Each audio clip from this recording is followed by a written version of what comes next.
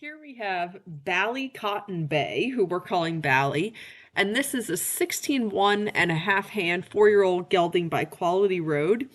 And this horse has been here for just about a week now, and this is actually his second ride. I rode him the day before, but it's just been windy every single day this week, and so it's been definitely riding adverse weather, and especially for a brand new horse who's just getting used to things and getting restarted. So I sat on him the day before, and he was a very good boy, but he was just a little bit distracted and windy, which was honestly totally to be expected given what the weather was doing. So I just thought it would be a good idea to come back out the next day. I thought he'd be a lot more settled.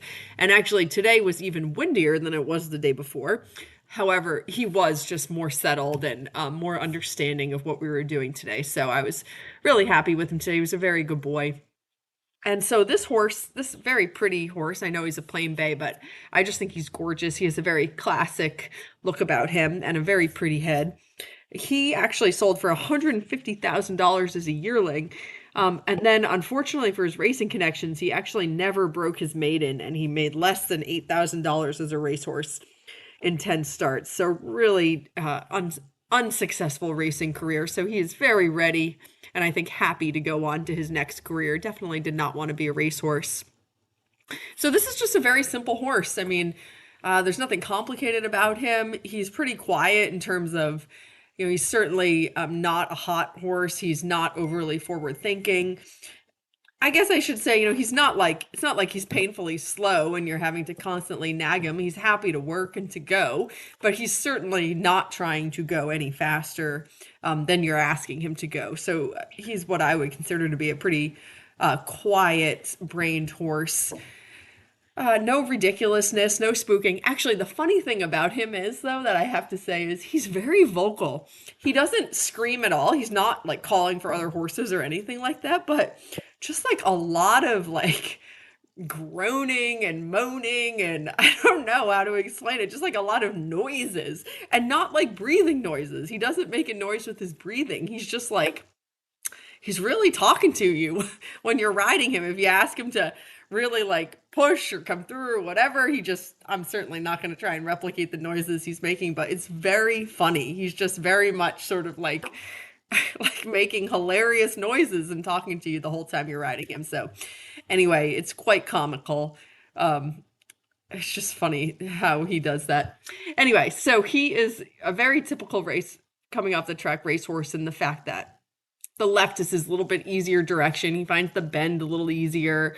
He's easier in the connection to the left, a little bit softer, all those kinds of things.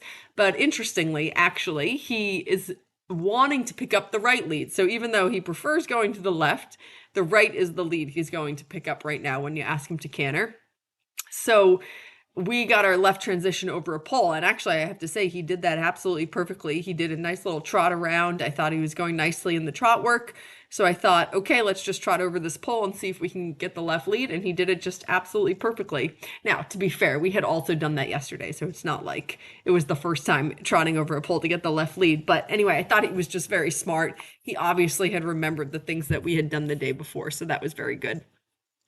He has a fantastic canter. It's very balanced, very rhythmic, very comfortable, and doesn't take a lot of monitoring. So the canter is definitely what I would say is his premier gait. The trot is cute. There's absolutely nothing wrong with it. I think that there's a lot of room for improvement in the trot work.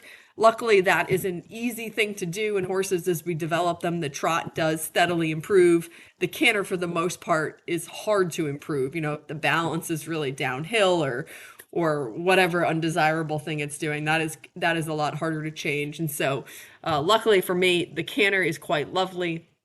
The trot will develop and get stronger and bigger as he turns from a racehorse to a sport horse, but he was a very good boy. There's absolutely I'm not going to pick at him in any way. I thought he was excellent.